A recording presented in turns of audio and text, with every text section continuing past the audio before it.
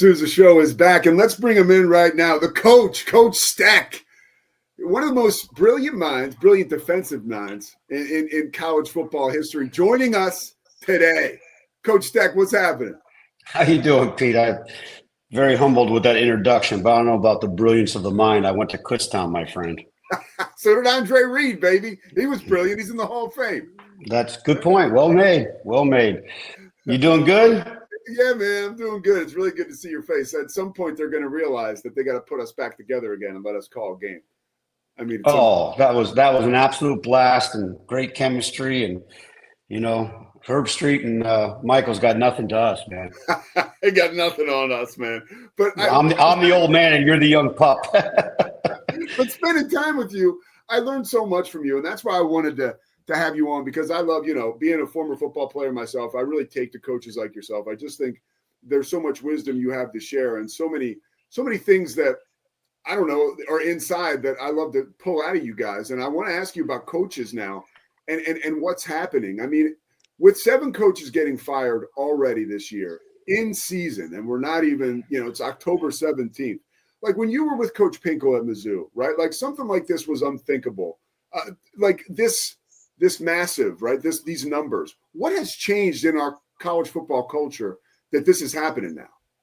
Well, to be frank with you, Pete, I think this has always happened. I really believe that. It's just, it didn't happen to us because we got fortunate. I'll never forget your show, I believe, is down in Texas, but it goes all over the country. And we were playing Iowa State, okay? And it was 2000 and let's see, it was 1, 2, and 3, 1, 4. It was 2005, and we had to go to a bowl game, okay? Or we're getting fired, but they gave us that 5th year because we had 3 losing seasons in 4 years, and we had that 5th year coming. And our quarterback was a kid named Brad Smith. He was phenomenal, okay? We're down 14 in the 4th quarter, and Brad Smith gets knocked out of the game, okay? He gets concussed. Well, comes a little freshman named Chase Daniel. Comes on the field and boom, touchdown. Somehow, some way, we stop him on defense. Chase Daniel goes down, touchdown. We tie the game. We go into overtime. We kick the field goal. We win. We go to the Independence Bowl, okay? And I got goosebumps on my legs telling you this. We go to the Independence Bowl, and the rest is history. And what I mean by that is, we ended up finishing the next 10 seasons with 5-10 win seasons. So if we don't win that game, though, we're fired. And if you look at the history, going way back to the 2000s, all these programs fire coaches, okay, because they want to get better. Now, did you know probably less than a third of them get better? Most of them stay the same, and there's a big swing where they actually get worse. You just take it from 2021, just 2021. There's been 9 football coaches fired. And I'm not talking about this year. I'm talking about from 2021. 9 football coaches have been fired. 1 coach did better. And when I say did better, he only did better 1 season, and that's Sonny Dykes. They fired Gary, who's a great football coach at TCU, and they get rid of Gary. Sonny comes in 2 years later, goes to play for the national championship. What's he done lately? Yeah. And I don't mean that mean or bullshit. No. The other 8 schools, 4 of them stayed the same. We're talking about USC, Miami, LSU, Houston. They just stayed the same. And oh, by the way, since 2021, 4 teams got worse. Florida, Wisconsin, Middle Tennessee, North Carolina State. Are you kidding me? And now you take a guy, because the talk is all about James Franklin, who's actually a very good friend of mine. Have great respect for James Franklin. In fact, I love trivia, right? Yeah, let's go. Okay, trivia. The definition of trivia is useless information, okay? Here's some useless information. James Franklin's first college job as a coach. He was a wide receiver coach. Do you know where? No, you got to tell me. You got to put your hand over your heart, because it was Kutztown. He was an All-American. I think he was an All-American. Don't quote that, but he's a great player at East Stroudsburg. He's from the Philadelphia area. He's from Langhorne, right? He's from Langhorne, I think, right? Yeah. I believe. No, he's from Chamonix, I think. Either tomato, but he's in that area, okay? And he goes on in a 12-year run. Do you realize in the last 3 years he's won 34 games? Yeah. You know how hard it is to win 30 games, 10 games a season? He's won 104 games in 12 years, whatever that math turns out to be. Okay, he took a program that was fluttering that Bill O'Brien had, who Bill, great respect for Bill, took him out of the ashes there. Okay? Yeah. Got him to a little bit of respectability, and then he moved on back to the pros. In comes James Franklin, who turned them into a perennial winner. Perennial winner. They haven't won a national championship since 1984. Okay? He won at Vanderbilt. Now, Clark Lay is doing a great job there. Yeah. Great job. Okay? But do you realize that they didn't win at Vanderbilt since 1974 till James Franklin got there? What are we doing? What are we doing? What are guys saying inside your fraternity about a move like this? Is it one of those things like, here we go again, another one of us is getting screwed? Or is it like, wow, this one is scary for us because it really shows where we are right now, right? As a sport of college football that everybody says has changed so much. I think it's getting scary from the standpoint of NIL.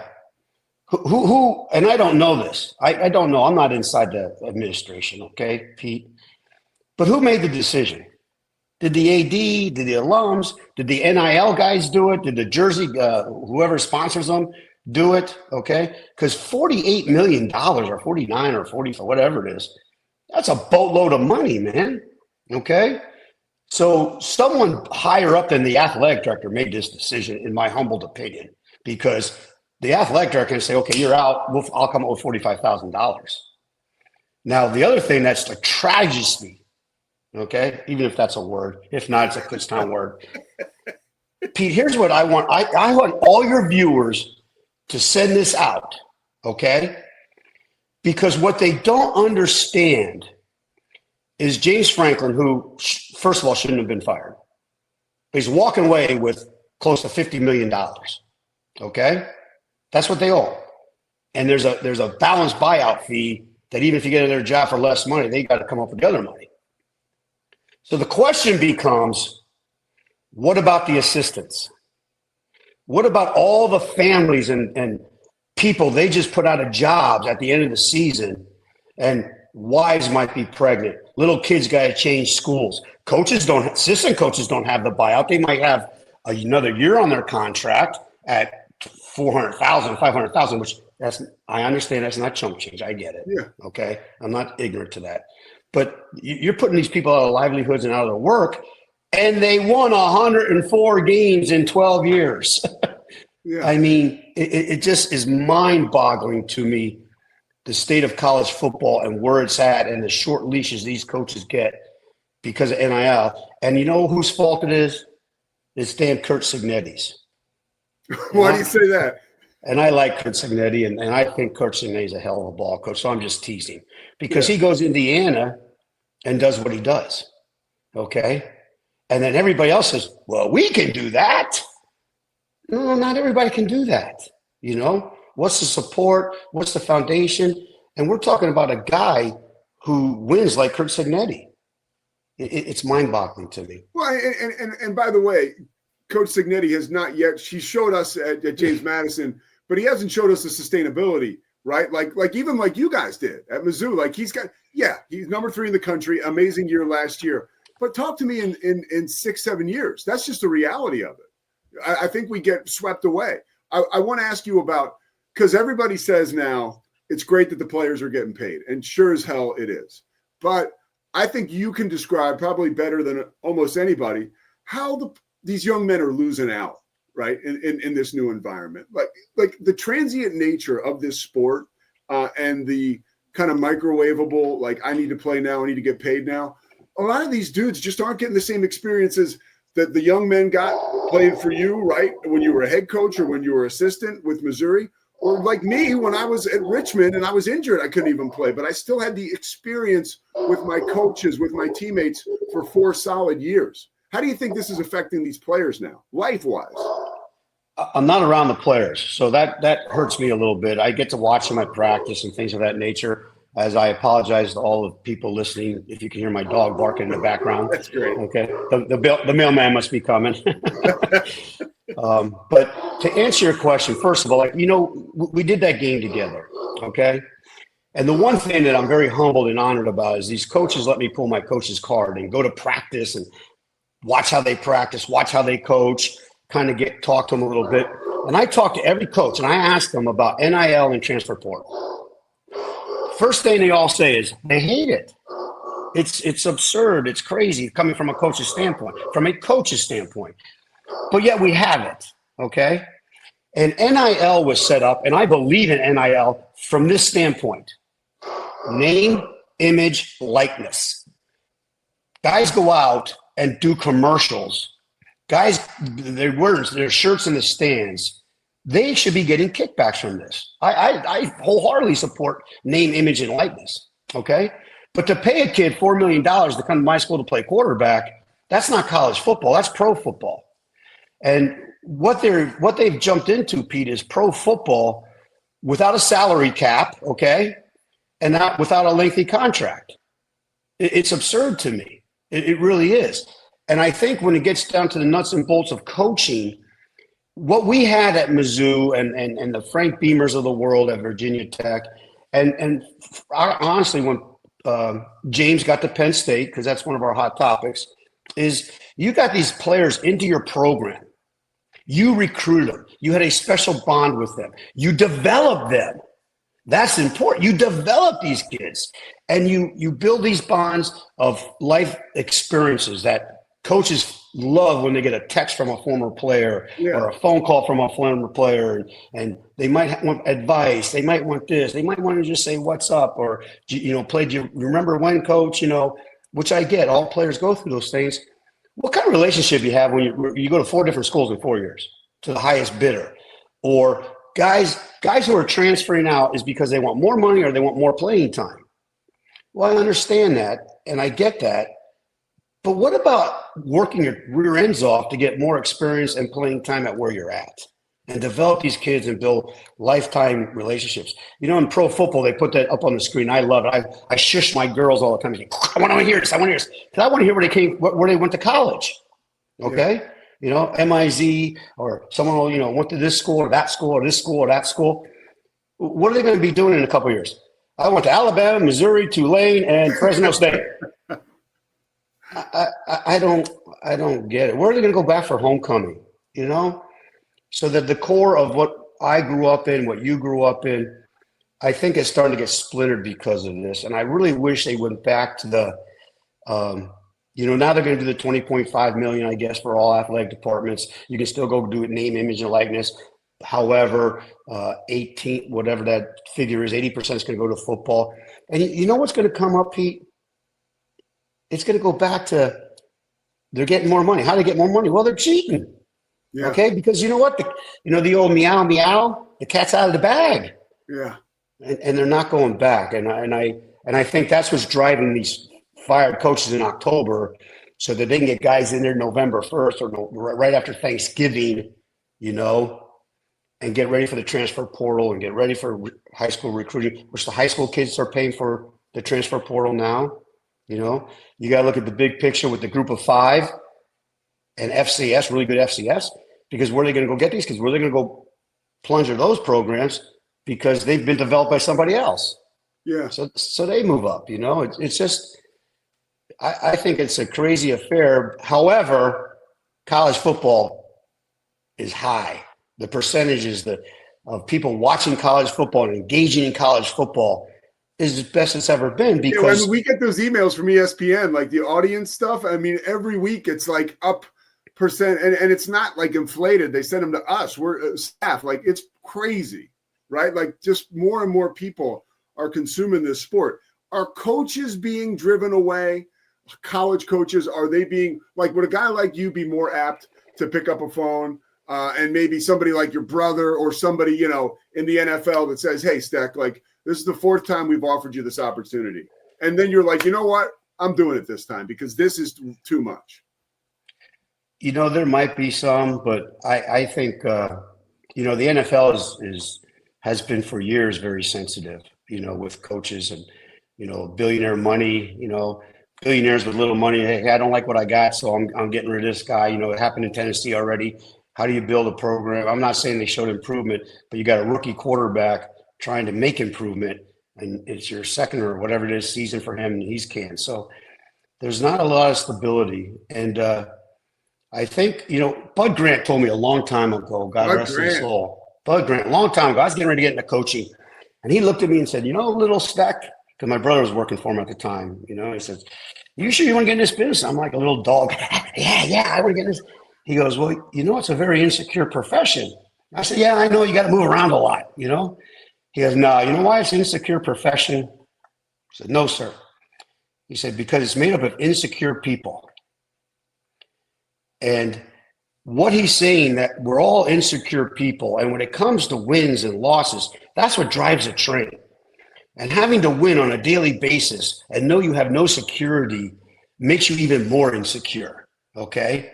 And I think there's a lot of great coaches out there that if they just gave them a second chance, too many people give up on somebody 5 seconds or 5 minutes before an unbelievable miracle happens. Yes.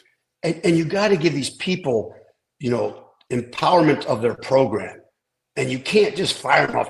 Now, once there's a track record, I understand. We had the ability at Mizzou to get that 5th year. We would have never taken off if not only did we get the 5th year, but we had to go to the 5th year in the last game of the season before we went to a bowl game to take off. And you never know when that's going to happen. Well, I think James Franklin was taken off. And I flashed back to everybody who was bitching and moaning about, well, they went out to UCLA. Well, you know what I immediately flashed back to, Pete? What? In 2010, okay? Everybody's all your listeners are rolling their eyes. Hey, old man, that was 15 years ago. We were undefeated, getting ready to play a really good Nebraska football team, which, by the way, Bo Pelini did a hell of a job there. They fired Bo, okay? And where have they been since? Okay, now Matt Rule's 5-1 right now. Matt's a hell of a ball coach, Pennsylvania kid, God love him. So he's slowly getting it turned. But where have they been since Bo Pelini? Another example of firing a coach, okay? But it's 2010 and hard-fought game, and we lose, just like the Oregon game. We're supposed to make that turn. Well, we went down to Texas Tech at night. We're winning at halftime. You walk in our locker room, you really, honestly, you really thought you were at a funeral. And I'm going, what's going on here? We're winning. Well, we lost that game. And everybody's like, how do you lose to Texas Tech at the time? They weren't having a great season. Well, we went back and evaluated. You know what happened, Pete? Nebraska beat us twice. They beat us in the game, and we were so depressed about it, we couldn't overcome our emotions, and we lost the next week. That's what happened to Penn State. They lost to Oregon. Great game. Great college football game. 2 great powerhouses. And they came up short. They go all the way across the country to play UCLA, and they come up short. So what happened? Oregon beat them twice. Now, Northwestern game, I didn't see it. I don't know much about it. However, things happen. You're dealing with 18 to 22-year-old kids, So it's a very fragile business, What do you think about that Penn State job? Like when you hear, I do, and you help me out with this a little bit. And I'm not, asking you to give me any crazy secrets, but like when a guy like Matt Rule yesterday on the Pat McAfee show says, hey, I am focused on the season. I believe him, and you can correct me if I'm wrong, because I think his agent probably is handling all of that stuff, right? Or am I wrong? Like how does that work? Because I perceive Matt Rule to be a good man at the end of the day. And I don't think, he's put in a real tough situation when you're asked these questions, because the AD is a strong friend of his. He walked on there and played for Joe Pa. I mean, how do you not get super interested about that job if you're Matt Rule? I understand. He's a Penn State alum. He's a Pennsylvania kid. He's friends there. I completely understand that. The problem is, and I hate to say it because I'm part of it now, which when we go do games together, Pete, you see all the coaches, how they roll their eyes at us, at me specifically, because today I went to the dark side with the media. But the media creates a lot of this, and they all want the next best story. I think the media's gotten out of hand, and I'm talking as a general statement ever since Watergate. They took the president down, so they go after everybody. And I also completely understand them asking those questions. But it's really hard as a football coach to be honest. And who's listening when Matt Rule talks the most? His players. Yeah. And what I love about Coach Rule is he's upfront, he's honest, and he's letting his players know, but he's saying how much he loves it at Nebraska. And how can you not? It's Nebraska. You know what I mean? Come on, they have a great tradition too. Yes. A fantastic tradition. And how can you not look? But to answer your question even more specific, I think a lot of that is the agents in the background. It's an agent-driven basis where my guy, and they say, well, maybe because of all this buyout, the salaries are going to get different. You see what happened? Was it yesterday or 2 days ago? No, it's not. Indiana just jumped Curt Cignetti $3 million in another year. He's making $11 million, $93 million over the next 8 years. So the money's not going away. I don't know. It's just it's out of hand with what's going on. I wish Matt Rule the best. I hope that he really has an inside beat with his players, because I think he's an honest, genuine, one hell of a ball coach. But got the short end of the stick in Carolina. They didn't give him enough time there. He wins. But my only question is, Matt Rule wins. Can he win better than James? And the only answer to that is going to be yes, if the next head coach at Penn State wins a national championship. Yeah, that's the only place to go. A couple more for you, or at least one more. I think it's interesting because I've talked to I'm really lucky to talk to big time college coaches like you. And when I call these games, I get to work with you, and then I get to talk to these Power 4 coaches. And I had a guy tell me this year, I was like, hey, what's your why, kind of? And he was like, man, my wife asks me that all the time. Like, why the hell am I still doing this? Because of all the stuff that's going on. And he said, look, if I was in my 30s, it would make a little bit more sense for me, right, to be putting the pedal to the metal. He said, at my age, in my late 50s, he said, it's getting hard. Now, that's why I find the Cignetti thing so interesting. 64 years old, and he's making it happen. Like, do you think it is a young man's game? And if you don't, like, how's a guy like Cignetti making this happen? I think what happens as you get older, and I'll use the example, and I can't speak for Curt Cignetti, and he is a heck of a ball coach. But that old saying that it gets in your blood? It's just crazy. I have an affection, a love affection with my wife and football, and it just gets to you.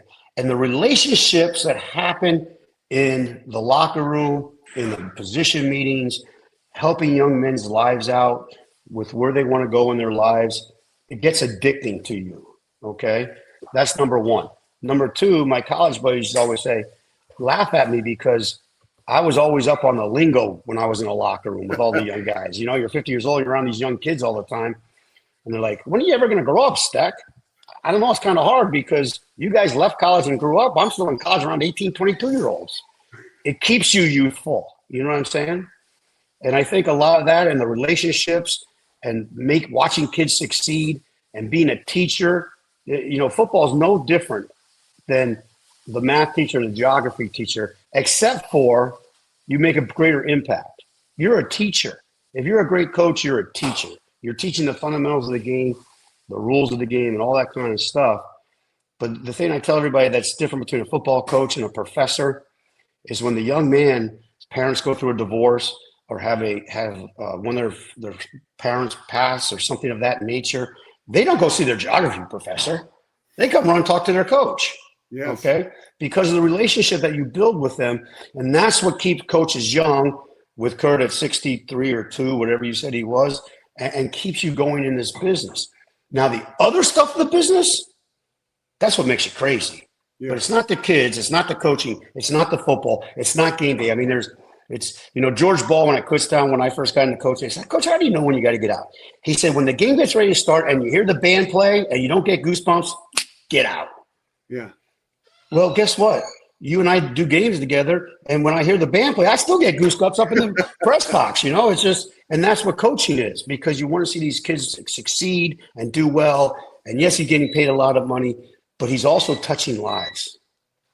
Dude, and what you said, I mean, it's a testament to these dudes. When I had some stuff hit the fan in college, first guy I went looking for was Jeff Hansen, who was an assistant for Signetti at James Madison, and Joe Cullen was another guy.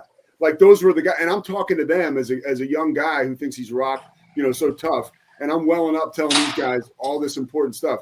I was definitely not headed over to the communications building to talk to Professor Heller. God bless her, she was awesome, but it just wasn't like that, and that's a real good point, dude. Yeah, it's unbelievable on all the things that get thrown on a coach's desk that you can't even fathom, and not only you can't fathom it, is you got to keep it confidential, and sometimes things would leak out, and my wife, God love her, would always say, why didn't you tell me that? Don't ever use this on your wife, though. You're on a need-to-know basis, and you didn't need to know that, But the other thing I told her is I was protecting her. Because you know why? Everybody would gossip, especially pick on Mizzou, a small college town, and news would get out about something or whatever. It's like, why didn't you tell me that? I said, because when people come up to you and say, you never told me that. You say, I didn't know about it. Yeah. And she's telling the truth, she's telling the honest to God truth. And she come on, why didn't you tell me that? Well, you know what? That's that person's business. But all the stuff that gets, my point to sincerity on this is the things that are thrown on a coach's desk is unbelievable. That the stories I could tell you that players told me from one stream to the other is just mind-boggling, And they come to you for answers. They come for you for support. They come for you for some love. And that's what coaches do for their players. Stack, you're the best. By the way, I would advise everybody to jump on Amazon, check out The Fisherman, Leadership Traits to Win at the Game of Life by this guy, the coach, Dave Stekle. Coach, man, I think we're going to get another one here pretty soon. I feel like we got an FCS playoff game maybe around Thanksgiving in our future. That would be absolutely awesome. It was a joy working with you. It's a joy talking to you. And I got to tip my hat. What you do as a play-by-play guy and what you do on your show is you're a rock star, man. So keep doing what you're doing, and God got you, man.